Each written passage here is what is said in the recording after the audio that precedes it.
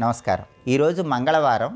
ఈ సందర్భంగా రుణ బాధల నుంచి బయటపడటానికి, శత్రు బాధల్ని అధిగమించటానికి, సమస్యలు తొలగింపజేసుకోవటానికి గణపతికి, సుబ్రహ్మణ్య స్వామికి సంబంధించిన ఎలాంటి పరిహారాలు పాటించాలో నేటి పరిహారాలు, పరిష్కారాలు అనే అంశంలో పరిశీలిద్దాం.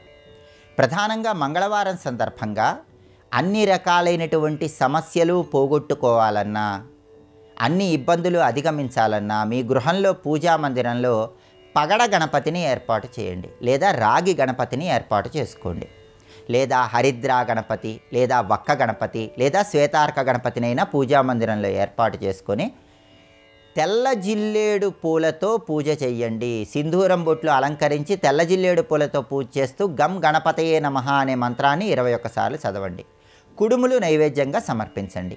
ఇలా 9 మంగళవారాలు ఎవరైతే తెల్ల జిల్లేడు పూలతో గణపతిని పూజిస్తారో, కుడుములు నైవేద్యంగా సమర్పిస్తారో వాళ్ళు అన్ని సమస్యల నుంచి సులభంగా బయటపడవచ్చు. అదేవిధంగా మంగళవారం సందర్భంగా వ్యక్తుల్ని నమ్మి మోసపోతూ ఉన్నట్లయితే, వ్యక్తుల వల్ల ఇబ్బందులు లేకుండా ఉండాలంటే ఆంజనేయ స్వామి ఆలయానికి వెళ్ళి ఒక మట్టి ప్రమిదలో నువ్వుల నూనె పోసి ఆ నూనెలో మీ ప్రతిబింబం చూసుకోండి. ఆ తర్వాత ఆ నూనెలో 2 ఒత్తులు వేసి ఆంజనేయ ఆలయ ప్రాంగణంలో దీపం వెలిగించి ఆంజనేయుడి చుట్టూ 11 ప్రదక్షిణలు చేసి గృహానికి రండి. ఇలా 9 మంగళవారాలు చేస్తే వ్యక్తుల్ని నమ్మి మోసపోవటం అనే సమస్య నుంచి బయటపడవచ్చు, అన్ని సమస్యలు అధిగమించవచ్చు. అలాగే చాలామందికి అప్పుల బాధల వల్ల ఇబ్బందులు ఎక్కువగా ఉంటాయి. అప్పుల బాధలు ఎక్కువగా ఉన్నవాళ్ళు, ఒక అప్పు తర్వాత ఇంకొక అప్పు చేస్తున్న వాళ్ళు, ఆ అప్పుల బాధల నుంచి బయటపడటానికి ఆంజనేయ స్వామి ఆలయానికి వెళ్ళి ఆంజనేయ స్వామికి సింధూరంలో మల్లె నూనె కలిపి ఆ సింధూర లేపనం చేయండి. నల్ల శనగలతో చేసిన గుగ్గిళ్ళు ఆంజనేయుడికి నైవేద్యంగా సమర్పించండి. ఆంజనేయుడికి 9 ప్రదక్షిణలు చేయండి. రుణ బాధల నుంచి సులభంగా బయటపడవచ్చు. అలాగే శత్రు బాధలు ఎక్కువగా ఉన్న వాళ్ళు ఎవరైనా సరే మంగళవారం ఆంజనేయ స్వామిని ఎర్రటి పుష్పాలతో పూజ చేసి ఆ ఎర్రటి పుష్పాలు పారే నీళ్ళల్లో వదిలిపెట్టండి.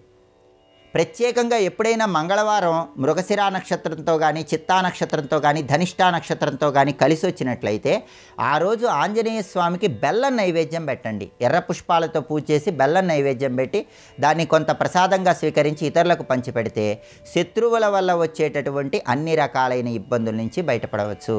శత్రువులను సైతం మిత్రులుగా మార్చుకోవటానికి ఈ పరిహారం విశేషంగా సహకరిస్తుంది. కాబట్టి మంగళవారం సందర్భంగా గణపతికి, ఆంజనేయ స్వామికి సంబంధించిన ఈ పరిహారాలు పాటించండి.